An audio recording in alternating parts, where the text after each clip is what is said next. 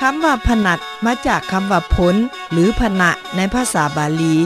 หรือวนะในภาษาสันสกฤตซึ่งหมายความว่าป่าพงหรือดงคำว่าพนัดหมายถึงป่าทึบดงหนาเมื่อเอาไปร่วมกับคำว่านิคมซึ่งเป็นคำภาษาบาลีที่มีความหมายว่าหมู่บ้านใหญ่หรือตะแสง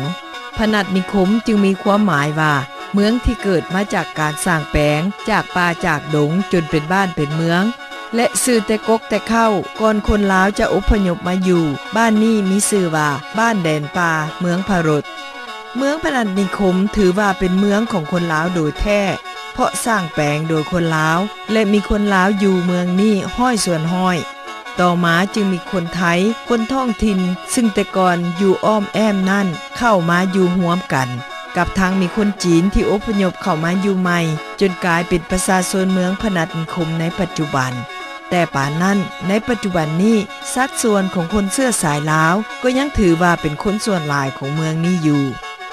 ก่อนที่จะมีการยกเอาพื้นที่บางส่วนไปเป็นเทศบาลเมืองพนัสนิคมมีตำบลหรือตะแสงอยู่20ตะแสงและมี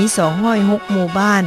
ในจำนวนดังกล่าวคิดไล่เป็นหมู่บ้านของคนเสื้อสายลาวถึง100ปลายหมู่บ้าน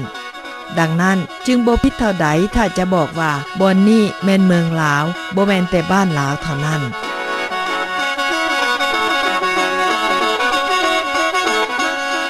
ความเป็นมาของคนลาวกลุ่มนี้ยังบ่เป็นที่แจ้งข่าวเท่าใด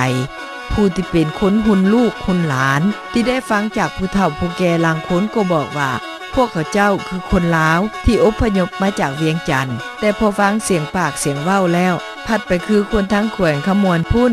บางหมู่บ้านก็อ้างว่าพ่อแม่พวกเขาเจ้าเล่าสู่ฟังว่าบรรพบุรุษมาแต่เมืองนครพนม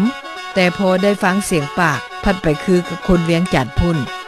ล้างกลุ่มก็บอกว่าบรรพบุรุษของพวกเขาเจ้าอพยพกันมาเพราะว่าถูกกวดต้อนแต่บางกลุ่มก็บอกว่าปู่ย่าของเขาเจ้าบ่ได้ถูกกวดต้อนแต่อพยพมาด้วยความสมัครใจที่จะเข้ามาอยู่สยามเองแต่ถึงป่านนั้นก็ดีถึงว่าประวัติความเป็นมาของคนเสื้อสายลาวกลุ่มนี้จะบ่แจ้งข่าวเพราะปานใดแต่ก็ยังดีที่พวกเขาเจ้ายังมีจิตสำนึกว่าพวกเขาเจ้าเป็นคนเสื้อสายลาวเป็นลูกเป็นหลานลาว